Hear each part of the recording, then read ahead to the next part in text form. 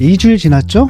일단 확실한 건 컨벤션 효과는 있다. 하지만은 개인적인 인기몰이에 그쳤다. 한동훈 비대위 체제가 일단 보수층을 결집하는 데까지는 성공했다. 하지만 중도 확장에서는 일정한 한계를 드러내고 있다. 비관적 시나리오 쪽에 좀 더 가까워요.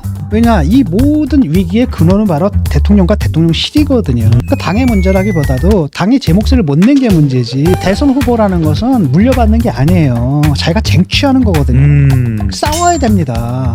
국회의원은 250명으로 줄이겠다. 300명에서. 그것도 잘못된 거라고 봐요. 국민들이 원하는 게 그건가. 그러니까 정말로 정치가 정말 뜻이 있어서 정치 할론만 할 수 있게끔 만들어줘야 되지. 그 의원 자리 하나 딱 따면 온갖 특혜를 다 누리고 뭐 사람들 잔뜩 거느리고 말이죠. 이런 신분, 이걸 없애주면 됩니다.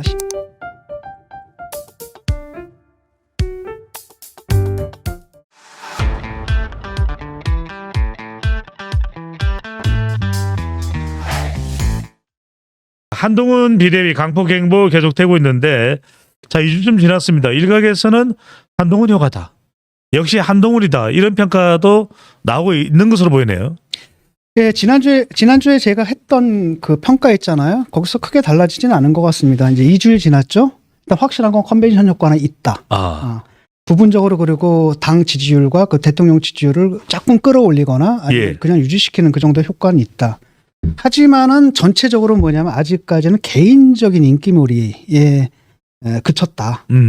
그래서 이제 이 개인 지지율이 쭉 올라간 거에 비례해가지고 당 지지율과 대통령 지지율은 올라가지 않고 있거든요. 그래서 이 지지율이 지금 디커플링이 돼 있는 거예요.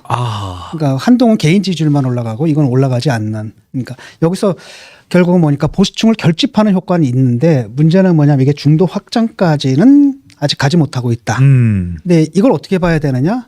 두 가지 가능성이 있는 거죠. 첫 번째로는 뭐냐, 낙관적인 가능성은 뭐냐, 아직까지 그 효과가 나타나려면 시간이 좀 걸린다. 시간이 필요하다. 그래서 좀 더 지켜봐야 된다라는 거죠. 그 시간이 좀 지나면서 한동훈 효과가 당 지지율과 대통령 지지율까지 영향이 미칠 때까지 좀 시간을 둬야 된다라는 거고, 좀 비관적인 가능성에서는 이거 막혀버린 거 아닌가, 이미 벽에 갇혀버린 게 아닌가. 현재 지금 나타난 걸로 봐가지고는 일단은 한동훈 비대위 체제가 일단 보수층을 결집하는 데까지는 성공했다. 그리고 한동훈 개인의 인기몰이, 한동훈 개인의 지지율을 끌어올리는 데까지는 성공했다. 하지만 중도 확장에서는 일정한 한계를 드러내고 있다. 이게 이제 현재까지의 진단이죠. 앞으로 어떻게 될지는 모르지만은 제가 볼 때는 이 비관적 시나리오 쪽에 좀 더 가까워요. 지금 이 상태로는 안 되거든요. 지난주에도 똑같이 지적을 했는데 그게 지금 계속 얘기가 나오고 있는 거잖아요. 뚫어내야 된다. 왜냐, 이 모든 위기의 근원은 바로 대통령과 대통령실이거든요. 그러니까 당의 문제라기보다도 당이 제 몫을 못 낸 게 문제지, 결국은 대통령과 대통령실에서 마음대로 하려다가 지금 이 모양 이 사달이 난 거잖아요. 그렇다고 한다면 바뀌어야 할 것은 대통령하고 뭡니까? 대통령실이 바뀌어야 하는데 지금 바꾸는 거 뭘 바꾸려고 하는 거예요? 당을 바꾸려고 한단 말이죠. 그다음에 새로운 얼굴을 해가지고, 그러다 보니까 이게 한계가 있는 겁니다. 당을 바꾼다는 건 결국 뭡니까? 옛날처럼 그냥 대통령실에 끌려다니는 게 아니라, 당이라는 건 바로 뭐냐, 자기 그 유권자들, 지지자들하고 같이 있거든요. 그러니까 민심에 가깝단 말이죠. 그러니까 민심을 대통령실에 전달하는 역할을 해줘야 되거든요. 그러니까 대통령과 대통령실이라는 것은 일종의 인해 장막이에요. 인해 장막이기 때문에 대통령은 보고대로, 그러니까 입력되는 대로 생각할 수밖에 없는 거잖아요. 그런데 거기 있는 사람들이 대통령이 듣기 싫은 거 보고하겠어요? 안 하고 듣기 좋은 얘기만 한단 말이죠. 그러다 보니까 엑스포처럼 황당한 사태도 벌어지는 거 아니에요?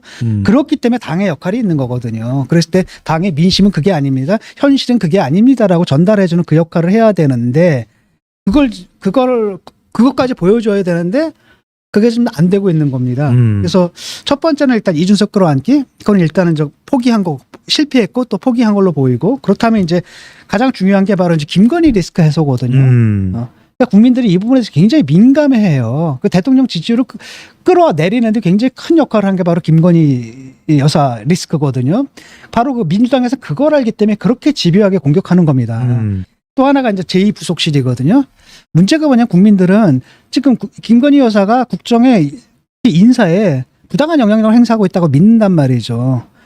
그렇기 때문에 차라리 제2부속실을 두게 되면 영부인이 그 공적으로 수행할 역할들 있잖아요. 그것만 하게 되거든요. 그래서 영부인의 행동이 좀 통제가 될 수 있다고 믿는 거예요. 그러니까 최소한 그거 하고, 또 하나 이해를 못하는 것은, 아니 이태원 특별법 이건 왜 못 봐도 그거 나올 거 없거든요. 그것도. 왜냐하면 사실은 법적 책임하고 윤리적 책임은 다른 거예요. 정치적 책임하고 법적 책임은 다른 거거든요. 그래서 그 세 번째가 이제 중도 좌클릭을 해야 되거든요. 대통령이 너무 우경화됐어요, 지금. 중도 확장을 해야 되거든요. 강성 지지층만 환호하는 그 글만 같단 말이죠. 그러다 보니까 고립된 거 아닙니까? 그럼 중도 확장하기 위해서 좌클릭을 해야 되는데 그걸 갖다 이제 한동훈 그 비대위원장은 격차 해소라고 제대로 잡았어요. 문제는 뭐냐면 이걸 갖다가 당정에서 이게 뒷받침을 해줘야 되는데 대통령실에서 하는 것들 얘기를 들어보면은 하나도 변한 게 없어요. 그러니까 엇박자가 나는 겁니다. 이쪽에서는 다 그 뭡니까 부자 감세, 돈 가진 사람들 다 세금 깎아주는 얘기만 하고 있는 거고 여기서 격차 해소라고 얘기를 하니까 이게 맞아요, 안 맞아요? 아다리가 이게 안 맞는다는 거죠. 이걸 맞추기 위해서 이걸 맞춰줘야 되거든요. 그런데 그게 좀 잘 안 되다 보니까 지금 이거예요. 지금까지는 그 참신한 것, 그 다음에 뭡니까 신선한 것, 그 다음에 강남 엘리트라는 것, 네, 한동훈 비대위원장입니다. 세련된 것, 그 다음에 정치적 메시지를 아주 정확하게 내는 것들 이런 것들 평가받았단 말이죠. 그래서 전국을 순회하면서 뭐랄까 치어리더로서 역할도 분명히 했단 말이죠. 그 다음에 자, 일주일 동안 언론이가 보도해 줄 수 있어요. 2주일 동안 보도해 줄 수 있어요. 3주 이상은 그거는 이제 언론의 뉴스 가치가 안 되거든요. 그 다음에 실제로 뭘 하고 있냐라는 걸 보여줘야 되는데 그것까지 나가는 데는 아직까지는 못 나가고 있다는 겁니다. 대선 후보라는 것은 물려받는 게 아니에요. 자기가 쟁취하는 거거든요. 싸워야 됩니다. 하다못해 약속 대련이라도 해야 돼. 예.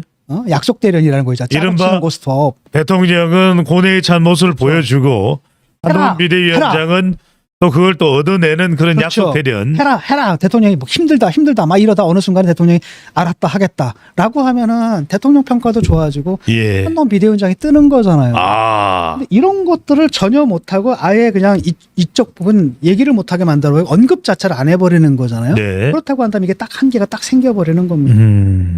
만약 그것만 해결된다면 국민의힘 지지율이 더 올라가고 대통령 국정 운영 긍정 지지율도 더 올라갈 수밖에 없다고 봐야 되겠네요. 당연히 올라가는 거예요. 근데 그걸 왜 안 하는지 이해가 안 되거든요. 총선 승리의 바로미터가 될 수 있는데.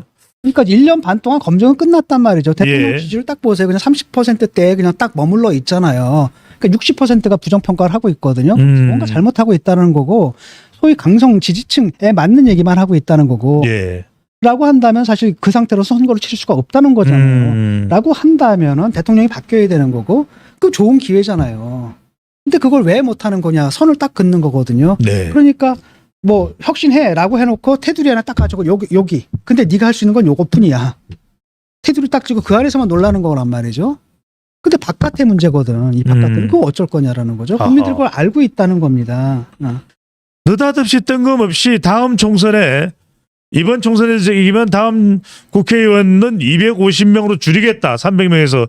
이건 어떻게 보십니까? 그것도 잘못된 거라고 봐요. 국민들이 원하는 게 그건가. 그거 아니거든요. 그러니까 거기 바탕에는 뭐가 깔려 있냐면 정치에 대한 불신이 깔려 있는 겁니다. 정치 혐오가 깔려 있는 거거든요. 저 국회의원 놈들. 예. 근데 반대편에서 그 민주당은 뭐라고 합니까? 그 검찰에 대한 또 불신이 있잖아요. 검찰에 대한 혐오가 있는 거고. 두 개의 혐오가 지금 부딪히는 거거든요. 저는 그 올바른 해결법이 아니라고 생각합니다. 국회의원이 300명이 되든 250명이 되든 문제는 뭐냐면 250명이 되면 잘 운영하냐? 그건 아니잖아요. 250명이 되면 뭐가 문제냐면은 300명 몫을 250명이 나눠갖는 거예요. 특권이 그대로잖아. 그러면 의원 한 사람당 갖는 특권은 더 커진다는 얘기죠. 하하. 그게 문제가 아니거든요. 그러니까 아까 이제 우리가 사석에서 배 소장이 얘기한 것처럼 세비를 반으로 치면 됩니다. 그거.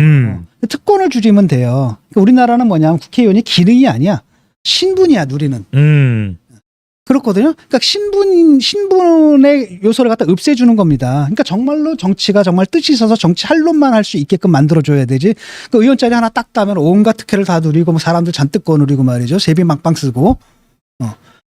이런 신분. 이걸 없애주면 됩니다. 신분의 그러니까 국회의원 특혜, 그 다음에 세비 이걸 왕창 줄여줘야 되는 거예요. 왕창 줄여가지고 아예 정말 힘들게 만들어줘야 돼요. 예. 그 자리가 정말 공공을 위해서 봉사하는 자리다라는 생각을 해야지 내가 누리는 자리가 아니다. 그렇게 만들어주는 게 정치의 핵심이거든요. 정치개혁의 핵심이라는 거죠. 자, 250명 한다. 그럼 결국 누구냐? 비례대표 없애겠다는 얘기예요. 저거. 하하. 그나마 비례대표가 뭡니까? 지금 이 양당제의 폐해를 갖다 바로 잡아주는 그 역할을 하는데 그거 없애겠다는 얘기거든요. 이건 정치 개혁이 아니라 개혁이거든요. 이런 잘못된 메시지를 막 내놓는 겁니다. 이건 정치 혐오에 기박 굉장히 잘못된 거고 한동훈스럽지가 않아요. 예. 저것도 내가 기대했던 건 이런 모습은 아니거든요. 한동훈스럽지가 않다. 사실 한 비대위원장의 시험 때는 또 하나 있습니다. 바로 공천입니다. 지금까지의 상황 또는 향후 상황으로 한동훈의 공천은 어때야 된다고 보십니까? 아직까지 이제 뚜껑이 열리진 않았는데 예. 이제 이철규 이 부분 때문에 약간 불안감이 생기는 것 같아요. 이게 사실은 윤핵관들이 지금 다 사라졌죠. 장제원 사라지고 권성동 사라지고 누구도 사라지고. 근데 딱 유일하게 남은 윤핵관이 이분이라는 거예요. 하하. 이 현실적으로 불가피한 부분이 있습니다. 이분이 사무총장이었고 그다음에 인재영입위원장을 해왔고 딱 당을 잘 알잖아요. 나름대로. 그런데 한동훈 위원장은 비대위원장은 당을 잘 모르거든요. 그렇기 때문에 당을 알만한 사람이 하나 붙어야 돼요. 그걸 할 수 없는 겁니다. 근데 문제는 뭐냐 이분이 윤핵관이기 때문에 사람들은 뭐라고 생각하냐면은 결국 용산의 입김을 갖다 대변하는 게 이철규 아니냐. 결국은 뭐 그래서 이철규가 모든 공천들을 다 하는 게 아니냐 이런 의구심이 있는 거죠. 여기 대해서 이제 한동훈 비대위원장은 뭐라고 그랬습니까? 당을 이끄는 것은 나다. 그리고 이철규 그분이 하는 일은 그 말하는 인사들에 관한 데이터들을 제공하는 것뿐이다. 라는 건데 사실은 어떤 데이터냐 입력값이잖아요. 그러니까 데이터 제공할 때부터 사실 영향력이 작용할 수가 있거든요. 그래서 이게 시금석입니다. 정말로 아까 우리가 이제 첫 번째 경우 어차피 당을 아는 사람이 있어야 되는 거고 그다음에 그 당을 이끄는 건 한동훈 비대위원장이다. 이게 이제 맞는 말이라고 한다면 예. 그다음에 두 번째 가능성은 뭡니까? 사실상 한동훈은 허수아비고 공천을 갖다 이철규 이 사람을 통해 가지고 용산이 다 좌지우지한다. 이 두 가지 가능성이 있잖아요. 예. 어느 쪽으로 나타날지 우리는 아직 모르는데 그 시금석에 이제 공천 딱 까보면 이제 알겠죠. 네, 까보면 알 텐데 가장 이제 대표적인 게 바로 뭐냐면 이제 그 두 가지라는 거죠. 친윤이냐, 친윤 공천이냐, 그다음에 검사 공천이냐. 국민들은 이걸 보고 지금 대통령실에서 일하다 나온 사람들 있잖아요. 이런 사람들이 지금 다 어디로 가려고 합니까? 내가 듣기로는 75%가 노른자로 간다라는 거예요. 영남이군요. 강남하고 영남으로 가겠다. 그러니까 사실 이렇게 되게 되면은 결국은 뭐 친윤 공천이네 이런 말이 나올 수밖에 없는 거죠. 그래서 이게 앞으로 어떻게 될지 또 검사 출신도 또 잔뜩 있잖아요. 대통령이 예. 사람을 넓게 쓴 게 아니라 자기랑 일해본 사람들을 신뢰하기 때문에 그런 사람들 주로 갖다 썼거든요. 그랬는데 이게 뭡니까? 이게 검사 정권이냐라는 비난을 받는단 말이죠. 이분들의 공천을 어떻게 최소화할 것인가? 이게 이제 시금석인데 가장 좋은 방법은 바로 뭐냐면은 험지로 보내버리는 겁니다. 그냥 험지로. 그냥 다 서울. 예. 완전 진짜 안 되는 뭐 호남 쪽은 불가능하겠지만 호남이 아니다 그러면 수도권에서 비벼볼 만한 데 있잖아요. 경기도 인천. 그래. 그런데 그냥 내보내서 살아서 돌아오라. 예. 너의 능력을 네가 입증해봐라. 그다음에 정권에서 해줄 건 다 해주지 않느냐. 니들 차관시켜주지 않았느냐. 명함 한번 파준 거거든요. 라고 했다면 그 다음은 네가 알아서 해야 된다. 라고 해서 그냥 거기다 탁탁탁탁 보내버리는 거죠. 라고 한다면 국민들이 볼 때 그래 괜찮네. 이런 생각을 할 거예요. 예. 과연 그렇게 할 수 있을까? 이게 문제죠.